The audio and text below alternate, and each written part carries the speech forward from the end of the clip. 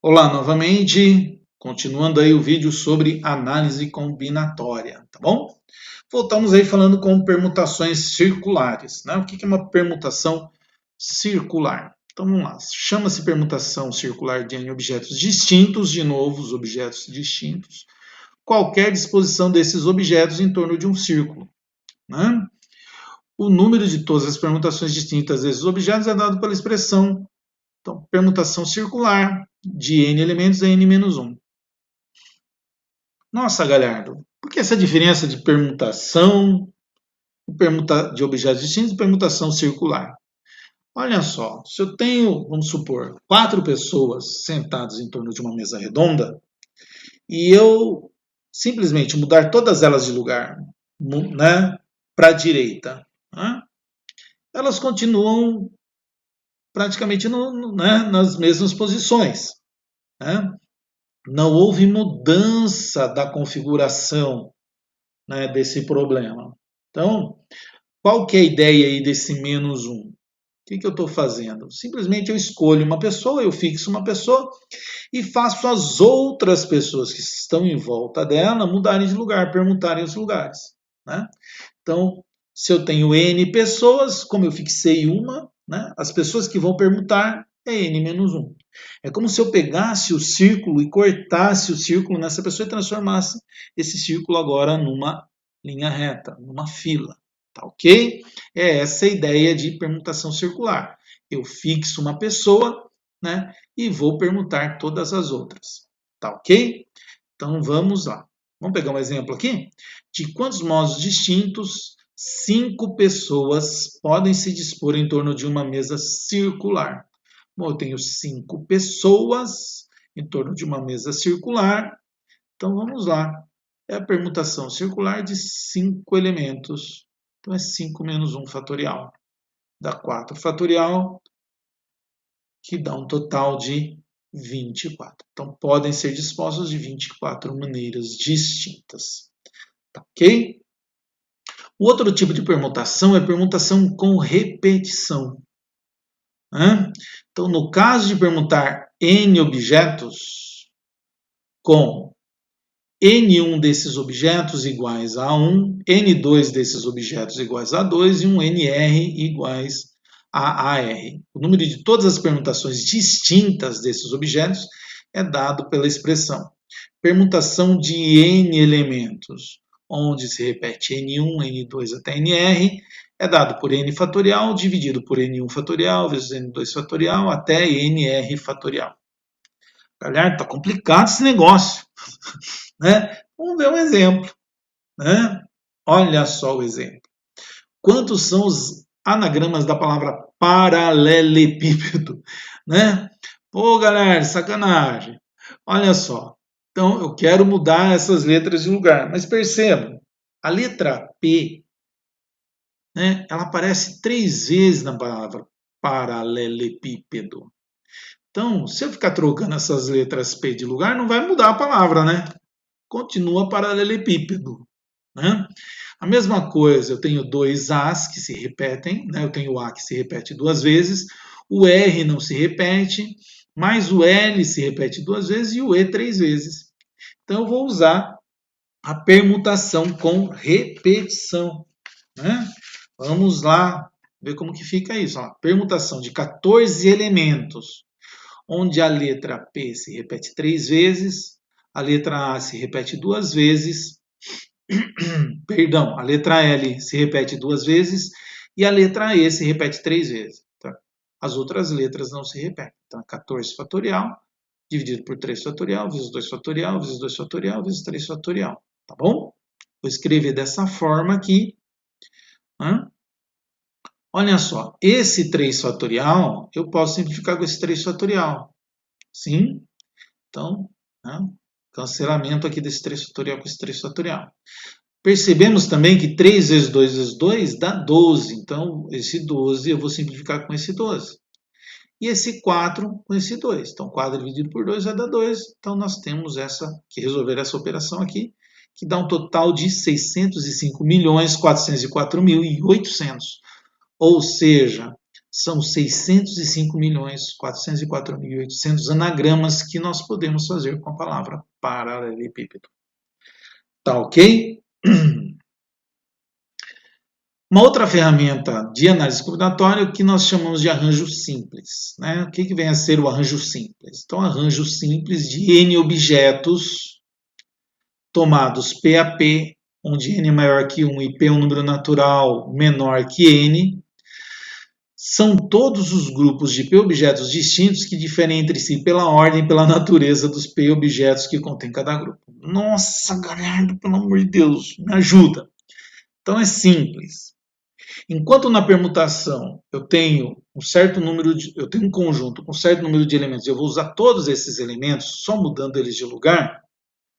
No arranjo, eu tenho esse mesmo conjunto de N elementos, mas eu não vou trabalhar com todos eles. Eu vou escolher um certo número de elementos dentro desse conjunto, né, que não são todos os elementos. Tá bom? Outra coisa, esses elementos são todos diferentes entre si. Tá bom? E aquilo, a ordem vai interferir, né, na escolha, né, dessas opções. Como assim, galera? Por exemplo, eu tenho um certo conjunto de pessoas e eu escolhi, por exemplo, a Ana, a Maria e o João, certo? 3 pessoas desse grupo, a Ana, a Maria e o João. Se eu escolher a Ana, a Maria e o João, ou escolher a Maria, a Ana e o João, é diferente. Então, por exemplo, eu tenho que dar 3 prêmios para alunos de uma sala de aula. Então, eu dou o primeiro prêmio para a Maria, o segundo prêmio para a Ana e o terceiro prêmio para o João. É diferente escolher o primeiro prêmio para o João, o segundo prêmio para a Ana e o terceiro prêmio para a Maria. Concorda? Então, quando a ordem interferir, né, nós estamos usando arranjo. Né? Então, nesse caso, o número de arranjo simples é dado pela expressão arranjo de n elementos P a P é n fatorial dividido por n menos P fatorial. Vamos pegar alguns exemplos? Olha lá. Quantos números naturais de 3 algarismos distintos podem ser formados com os dígitos 1, 2, 3, 4 e 5? Então, eu vou escolher 3 algarismos distintos. Então, vamos lá. O 1, o 2 e o 3, por exemplo. Se eu escolher o 1, o 2 e o 3 e escrever 123, é diferente de eu escolher o 1, 2 e o 3 e escrever 321, ou escrever 132 ou 213, não é? Então, eu vou usar arranjo nesse problema, né? Porque eu tenho 5 elementos, vou escolher só 3 e a ordem importa. Né? Do jeito que eu escolhi esses 3, a ordem importa. Então, é arranjo de 5 elementos, 3 a 3. Certo? Então, 5 fatorial, 5 menos 3 fatorial. Isso dá 5 fatorial dividido por 2 fatorial. Né? Eu simplifico esse 2 fatorial com esse 2 fatorial. Sobrou 60. Então, são 60 os números naturais de 3 algarismos distintos que podem ser formados com os dígitos 1, 2, 3, 4 e 5. Tá ok? Uma outra ferramenta usada bastante em análise combinatória é combinação. Né? Diferentemente do arranjo, né? Aqui é não ordenada, não importa a ordem. Olha só, então sejam N objetos distintos, N maior que 1, e seja P um número natural menor que N, uma combinação desses N objetos P a P é uma escolha não ordenada de P dos N objetos dados. Então aqui, né, não importa a ordem. É aquilo, eu quero fazer, tenho um grupo aí de 3, né, lá, o João, a Maria e a Ana, e eu quero escolher um casal para dançar. Se eu escolher o João, a Ana, ou a Ana e o João, né, é o mesmo casal. Não tem diferença entre uma coisa e outra. Né? Então, nesse caso, eu não uso o arranjo, eu uso a combinação. Né? E nesse caso, o número de combinações é dado por combinação de n elementos P a P, n fatorial dividido por P fatorial vezes n menos P fatorial. Galera, dá um exemplo. Vamos lá. Quantos conjuntos de 3 elementos distintos podem ser formados com os dígitos 1, 2, 3, 4 e 5. Olha só, de novo, eu tenho 5 elementos, quero escolher 3.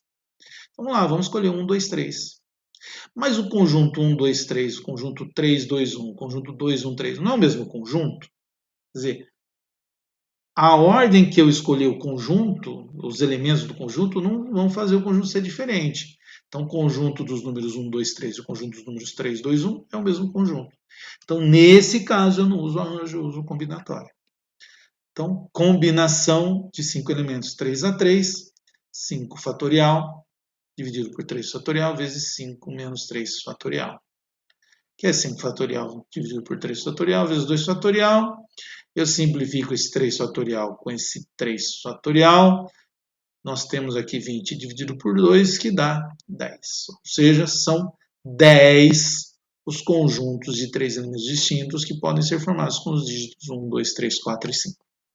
Tá ok? Bom, esse conteúdo que eu falei sobre análise combinatória, eu tirei desses 2 livros aqui. Tá? Um do Pope, que é o Prelúdio à Análise Combinatória, e o outro do Plínio, né, que é a Introdução à Análise Combinatória. Tá bom? São ótimos livros, se vocês puderem consultar, tem material muito interessante. Tá? Qualquer dúvida que vocês tenham, por favor, deixem, né, escrevam aí aqui embaixo no YouTube, ou me mandem as suas dúvidas através do meu e-mail ou do Swap, isso para os meus alunos. Quem não for aluno, não tiver acesso ao Swap, pode deixar as dúvidas no comentário que eu tiro quando eu tiver uma outra oportunidade, estiver postando um outro vídeo. Tá bom? Um grande abraço a todos, bons estudos, fiquem em casa.